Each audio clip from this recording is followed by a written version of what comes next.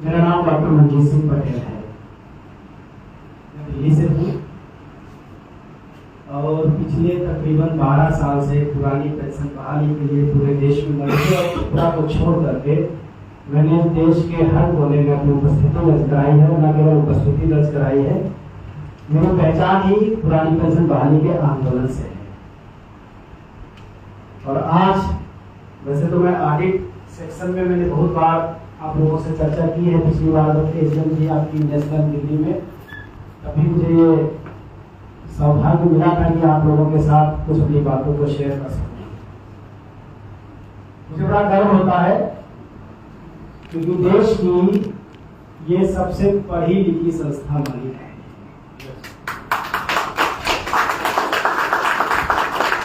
भले ही बड़ी पढ़ाई विश्वविद्यालय में होती हो, लेकिन मनुष्य की असली पढ़ाई से क्या की है सरकारी नौकरियों में आकर के उसको आप तय करते हैं। इसके लिए मैं आपका अभिनंदन करता हूँ। अच्छा, थोड़े कंजूस हो गए, ताली वाली ध्यान से मतलब उसमें बजाने में कंजूसी कर देते हैं। भाई बजाइए तो ठीक से बजाइए।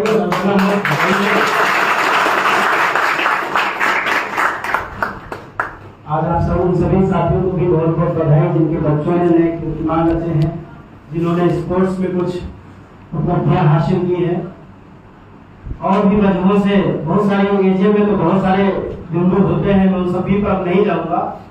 तो थोड़ी सी चर्चा, जैसे भाइयों ने कहा कि थोड़ी सी चर्चा करूंगा, लेकिन थोड़ी सी चर्चा के पहले एक पूरी जर्नी जो बनती है, मैं अगर आप लोग इजाजत देंगे राव साहब तो मैं उस जर्नी को जरूर बयान करूंगा।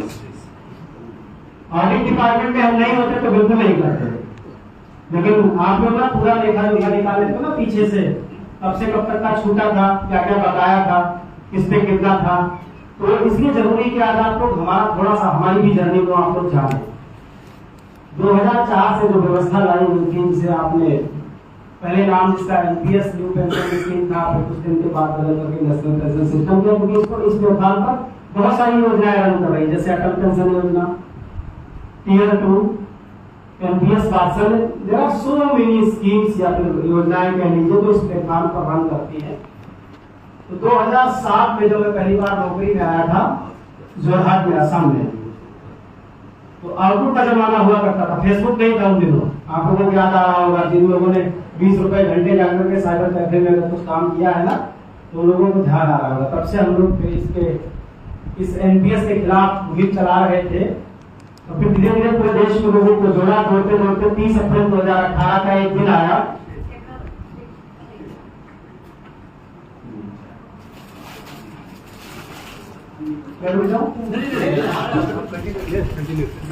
तो 30 अप्रैल 2018 का एक दिन आया जब हमने रामलीला मैदान दिल्ली में पूरे देश के तकरीबन 18 राज्यों के कर्मचारियों के साथ 1 लाख से ज्यादा कर्मचारियों की उपस्थिति के साथ पहला राष्ट्रीय बड़ा आंदोलन किया एनपीएस के खिलाफ 30 अप्रैल 2018।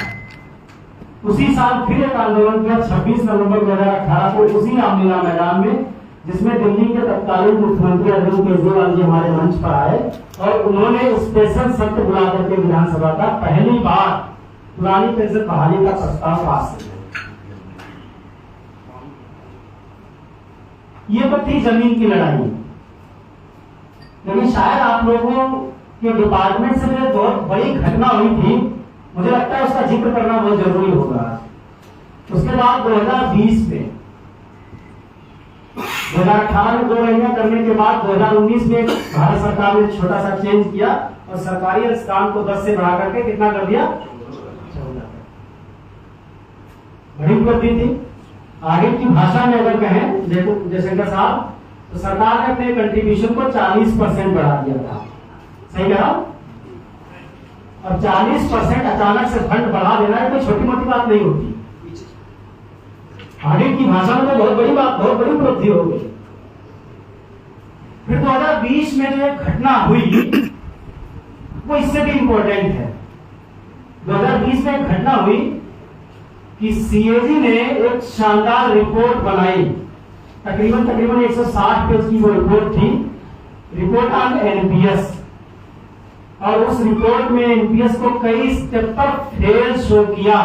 यह आपकी उपलब्धि थी, क्योंकि हम तो नहीं चला गए थे, लेकिन कागज की लड़ाई कितनी इंपॉर्टेंट होती है, वो जब तक कागज, सरकार का कागज तय नहीं करेगा, आपकी सारी लड़ाइयां बेकार है।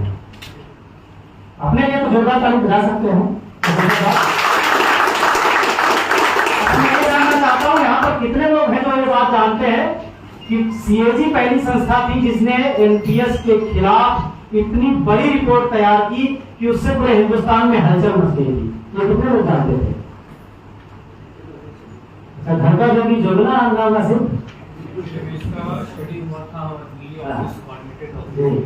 लेकिन बड़े अफसोस की बात है कि हमारे भाइयों को ही नहीं पता जिन्होंने की। अच्छा चलो पता है।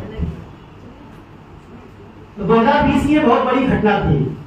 उसके बाद 2020 में आपको पता है एक बहुत बड़ी पूरी दुनिया में महामारी आई जिसका जिक्र भी किया था, कोरोना, है ना। कोविड पेंडेमिक में दिल्ली में 543 डेथ हुई थी, जिसका हम लोगों ने डेटाबेस तैयार किया। और सभी जो हमारे पब्लिक अकाउंट ऑफिसेज होते हैं, जहाँ से हमारी सैलरी ड्रा होती है, 25 ऑफिसेज हैं दिल्ली में, जहाँ से सभी गवर्नमेंट एम्प्लॉयज की सैलरी ड्रा होती है। हम लोगों ने एक वो बना करके दिया। उस समय कैबिनेट सेक्रेटरी पी.के. सिन्हा साहब हुआ करते थे, और उस समय तक अगर किसी एनपीएस कर्मचारी की इन सर्विस, सर बड़ी खामोशी से दे दीजिए क्योंकि ध्यान वहां जाता है, तो 543 लोगों की हम लोगों ने लिस्ट बना करके दी। और उस समय हर डिपार्टमेंट में घूमे कि कहां कहां डेथ हुई है। और उस समय नियम तो यह था कि अगर किसी एनपीएस कर्मचारी की इन सर्विस डेथ हो जाती है, अगर उसकी नौकरी 7 साल की डेथ होने से पहले पूरी हो चुकी थी, तो उसके परिवार को 50% पेंशन का प्रोविजन था। लेकिन पूरे हिंदुस्तान में एक भी आदमी को नहीं जिनके आगे थे। और अगर 7 साल से पहले डेथ हो गई या डिसेबिलिटी हो गई तो 30% पेंशन का प्रोविजन था। लेकिन एक भी आदमी को पूरे हिंदुस्तान में पेंशन का बेनिफिट नहीं मिला। मैं अगर कहूं कि शुक्रगुजार हूं कैबिनेट सेक्रेटरी पी.के. सिन्हा साहब को, क्योंकि वो मसला कैबिनेट कमेटी से हल हुआ था, अगर आपको याद हो तो। और वो जो 543 लोगों की लिस्ट हैंडओवर करने के बाद 30 मार्च 2021 को एनपीएस के इतिहास में सबसे बड़ा बदलाव हुआ। और वो ये था कि डेथ एंड डिसेबिलिटी के केस में परिवार को ओल्ड पेंशन स्कीम के बराबर पेंशन का लाभ और कर्मचारी का आसान जाते ये 2021 की खबरें थी। फिर 2022 आ गया, कोविड खत्म हो गया, 2022 आया। 2022 में हम लोगों ने, चूंकि हम सब जानते हैं, यहाँ पर अभी राव साहब से भी बात हो रही थी, क्योंकि जैसे ही आप गजटेड ऑफिसर होते हैं तो आप फिर प्रोटेस्ट की श्रेणी में नहीं जाते, जा ही नहीं सकते। सीसेस रूलिंग आपको बाउंड करती है। मेल भी आप नहीं कर सकते, आप ऑफिशियल मेल जिसको आप कहते हैं। सीसेस कंडक्ट कुछ इस तरह का है कि आप अपने ही लिए आवाज नहीं उठा सकते। लेकिन खैर हम लोग किस्मत वाले हैं कि हम लोग ये काम कर सकते हैं। हम लोग धरना भी कर सकते हैं, आंदोलन भी कर सकते हैं, और जरूरत पड़े तो डंडे वंडे में खा लेते हैं। हम थोड़े कम खाते हैं, हमारे जुल्फिकार साहब ज्यादा खा लेते हैं। हंसते बहुत करने आने वाले हैं। वो ये सोचते हैं कहीं हंसते हैं तो जहाँ आदित करने जाएंगे तो वो समझेगा यार ये तो दोस्ती हो गई, तो वो काम नहीं हो पाएगा जो होना चाहिए। हंस लिया, हंसना कोई बुरी बात नहीं है। तो 2022 में जब काम शुरू हुआ, हम लोगों ने पूरा, जिसे आप अभी जेसीएम की बात कर रहे थे, उसके लिए भी मैं आपको बधाई दूंगा कि national audit and account federation को, क्योंकि जेसीएम में जाना ये कोई छोटी मोटी उपलब्धि नहीं है। अगर आपकी समस्याओं का कोई समाधान हो सकता है तो वो जेसीएम ही सबसे सुटेबल प्लेटफॉर्म है, जहां पर जाकर के आपकी आवाज कॉन्स्टिट्यूशनल आवाज बनती है। तो मैं उसके लिए आप लोगों को बहुत बधाई दूंगा। और ये भी करूंगा कि जेसीएम की जो स्टैंडिंग कमेटी है, जिसमें 12 लोग हैं आज की डेट में, किसी भी मुद्दे पर जो कॉमन कॉज का कोई मुद्दा होता है, जिसमें भारत सरकार की जो कैबिनेट कमेटी होती है, वो उन 12 लोगों के साथ जो बात करती है, वो दिन बहुत जल्द आए कि उन 12 लोगों में national audit and account federation का एक व्यक्ति वहां पर सम्मिलित है। 2022 में हम लोगों ने सभी सेंट्रल गवर्नमेंट एम्प्लॉइज का एक नया तंत्र बनाया, नया फेडरेशन बनाया, नया एक आंदोलन बनाया, उसका नाम रखा joint forum for restoration of old pension scheme. वो इसलिए बनाया क्योंकि सेंट्रल गवर्नमेंट, देखिए ये जितनी भी लड़ाई चल रही थी, दुर्भाग्य से बिना सेंट्रल गवर्नमेंट एम्प्लॉइज के पार्टिसिपेशन की। अगर मैं आपसे एक सवाल करूं कि रामलीला मैदान में हमने 3 रैलियां की, 30 अप्रैल 2018 को, 26 नवंबर 2018 को और फिर अगस्त में, तो हमारे यहां से कितने लोग गए थे? तो हम जानते हैं, हमारे पास जवाब क्या है और पूछने की जरूरत नहीं है। दास साहब सही कह रहा हूं, हम जानते हैं क्योंकि हमारे लोग बाउंड है। ये पूरी लड़ाई चली स्टेट गवर्नमेंट एम्प्लॉइज के कंधों पर, या हम जैसे लोग जो यूनियन टेरिटरी, जो ना तो सेंट्रल के हैं और ना स्टेट के, क्योंकि दिल्ली स्टेट नहीं है, सॉवरेन स्टेट नहीं है, हम लोग तो आधे की तरह आगे बढ़े हैं। दास साहब सही कह रहे हैं, लेकिन ये खुशकिस्मती है कि हम लोग लड़ सकते थे। हम लोगों ने लड़ाई लड़ी और फिर 6 अप्रैल 2023 को एक बहुत बड़ी घटना हुई कि भारत सरकार ने पहली बार एनपीएस को रिन्यू करने के लिए कमेटी का गठन किया। ये कोई छोटी मोटी बात नहीं है, क्योंकि हम सेंट्रल गवर्नमेंट के लोग जानते हैं कि किसी भी स्ट्रक्चर को, उसकी मेरिट्स डिमेरिट्स को समझने के लिए कमेटी ही एक तरीका है।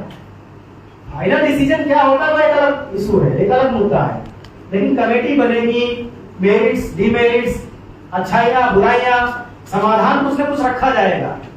और अब हम उस जब कमेटी की 24 अगस्त 2024 को जब रिपोर्ट आई और रिपोर्ट के आधार पर तत्कालीन रेल मंत्री अश्विनी वैष्णव जी ने एक ऐलान किया, आपको याद होगा, प्रेस कॉन्फ्रेंस करके एक नया सिस्टम अस्तित्व में आ गया जिसका नाम है यूपीएस, उल्टी पुल्टी स्कीम। क्योंकि पहले वाली तो नो पेंशन स्कीम थी, बाद में उल्टी पुल्टी स्कीम आ गई, यूनिफाइड पेंशन स्कीम। बात तो वही है, नए लिफाफे में पुरानी ही चीज है, कुछ बहुत बड़ा, लेकिन फिर भी मैं ये मानता हूं कि unified pension scheme is the gateway of old pension scheme, क्योंकि हम ये सब जानते हैं क्योंकि ओपीएस नाम की कोई चीज नहीं है। हमारे सीसीएस रूलिंग में ओल्ड पेंशन स्कीम नाम की कोई चीज है क्या? नहीं है। पेंशन रूलिंग है, पेंशन रूल्स है 1986, हमारे सीसीएस जो रूलिंग है 1972 की, जो जिसमें पेंशन रूल्स है, लास्ट अमेंडमेंट 1986 आई थिंक, वो पेंशन रूलिंग ये कहती है कि अगर आपने क्वालिफाइड सर्विस पूरी की है, मींस 10 इयर्स क्वालिफाइड सर्विस पूरी करने के बाद अगर आप रिटायरमेंट होता है आपका, रिटायरमेंट केवल 3 तरह का है, हम सभी जानते हैं, voluntary retirement, compulsory retirement and superannuation. 3 ही है, 3 ही तरीके से कोई भी रिटायरमेंट हो, वो एम्प्लॉई को रिटायरिंग पेंशन पाने का हकदार होगा, और पेंशन होगी half of the last basic plus dearness allowance या डियरनेस रिलीफ। यही है ना पेंशन, इसके अलावा तो कुछ पेंशन है नहीं। एक कम्युटेशन का था कि आप कुछ साल की पेंशन 40% एडवांस ले सकते थे। अगर मैं उसको आज की डेट में कहूं, थोड़ा आउटडेटेड है वो, अगर आज की डेट में कहूं तो अपनी ही पेंशन पर लोन लेना जैसे। दास साहब सही कह रहा हूं, क्योंकि वो फिर आपकी पेंशन से कटौती होती है। NPS corpus based pension scheme है, सर्विस लेंथ से कोई मतलब नहीं, 10 साल हुए पूरे या नहीं हुए कोई लेना देना नहीं, 10 साल हो या आपको 40 साल हो जाए, जितना कॉर्पस उसके हिसाब से पेंशन।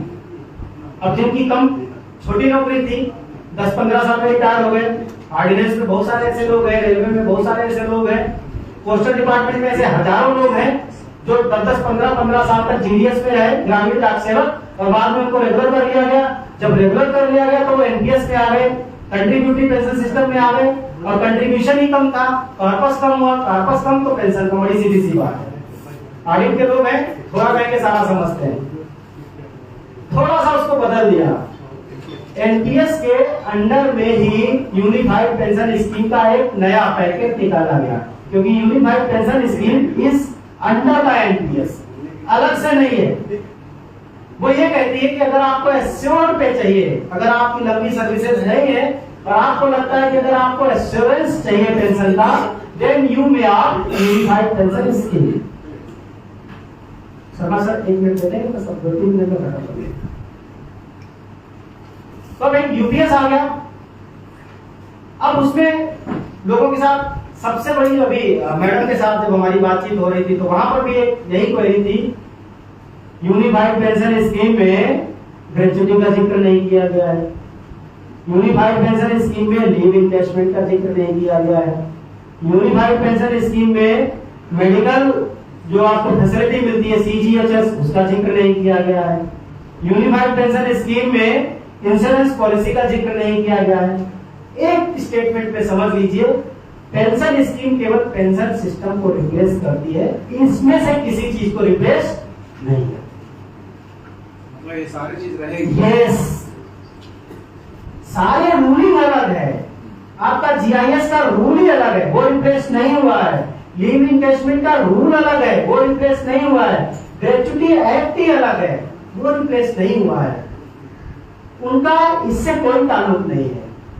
कहीं भी सोशल मीडिया पर या किसी भी प्लेटफॉर्म पर अगर ऐसी न्यूज आती है, then please stop that particular type of message, है ना, लोगों को एकदम क्लैरिटी है। अब मुद्दा आता है कि हम यूपीएस में जाएं या ना जाएं, हमारे लिए बेनिफिशियल है या नहीं है। अब यूनिफाइड पेंशन स्कीम इतनी यूनिफाई है कि हर पर्सन के लिए अलग अलग है, क्योंकि यूनिफाइड पेंशन स्कीम में जो सबसे इंपॉर्टेंट फैक्टर है वो है लाइफ एक्सपेक्टेंसी आफ्टर रिटायरमेंट। अब देखिए मैं कैसे समझाता हूं। एक मायने में यूनिफाइड पेंशन स्कीम बिल्कुल सेम टू सेम ओपीएस है। अगर आपने 25 साल की नौकरी पूरी करनी तो आपको 50% एवरेज बेसिक, वहां लास्ट बेसिक था, यहाँ पर साल भर की एवरेज बेसिक, उसमें तो ज्यादा बदलाव नहीं होगा। साल भर की एवरेज भी निकालोगे तो 1500 रुपए का डिफरेंस आएगा, इससे ऊपर डिफरेंस नहीं आएगा। अगर आपने 25 साल की नौकरी की तो आपको 50% off last 12 months average basic salary plus DR as pension दी जाएगी, यानी ओपीएस के इक्विवेलेंट। प्रॉब्लम कहाँ है? छोटी सी प्रॉब्लम ये है कि जो कंट्रीब्यूशन आपने 10% हर महीने दिया, अगर आपने 30 साल नौकरी की तो 360 महीने का कंट्रीब्यूशन और प्लस 360 महीने तक लगा हुआ उस पर ब्याज या रिटर्न, वो आपका सरकार ले रही है। और उसके एवज में आपको last basic plus dearness allowance का 10वां हिस्सा multiply by every 6 month completed service, यानी अगर 20 साल नौकरी की तो 40 मंथ हो गए, 35 साल नौकरी की तो 70 मंथ हो गए।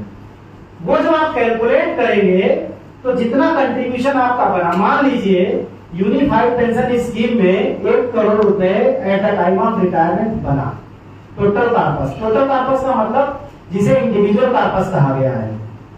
क्योंकि यूनिफाइड पेंशन स्कीम में 10% आपका और 10% सरकार का बराबर बराबर चलेगा। पहले कितना चलता था? 10 प्लस 14 चलता था। 10 प्लस 14 चलता था तो उसका आप 60% निकाल सकते थे और 40% कंपलसरी था एनटी कराने के लिए। यहाँ 10 प्लस 10 चलेगा, 10 प्लस 10 में से भी आप 60% निकाल सकते हो, बाकी आपको छोड़ना पड़ेगा। लेकिन अगर आप ये निकालोगे 60% तो आपकी पेंशन 50% से घट के उसी अनुपात में 50 लाख ही बराबर बराबर रेशियो है, 50 लाख आपका हुआ तो जो लमसम अमाउंट सरकार आपको देगी वो उस समय ऑलमोस्ट 5 लाख बनेगा, यानी 50 लाख का 10%। क्लियर? यानी कि 5 लाख तो दे दिया और 45 लाख आपका असर कर दिया, क्योंकि आपके इस 45 लाख के सैक्रिफाइस पर या उसको गिव अप करने पर आपको 50% पेंशन का उसने प्रावधान दिया है। अब अगर आप इस 45 लाख को भी निकालना चाहते हैं तो आप निकाल सकते हैं, लेकिन आपकी पेंशन लास्ट एवरेज की 50% की जगह 30% रह जाएगी। बड़ा सिंपल सा फार्मूला है, जब आप कैलकुलेट करोगे तो 30% रह जाएगी। यानी कि अगर किसी की बेसिक सैलरी उस समय एवरेज 1 लाख रुपए है तो उसकी 50,000 बेसिक पेंशन बननी चाहिए, तो 50,000 की जगह कितनी बनेगी?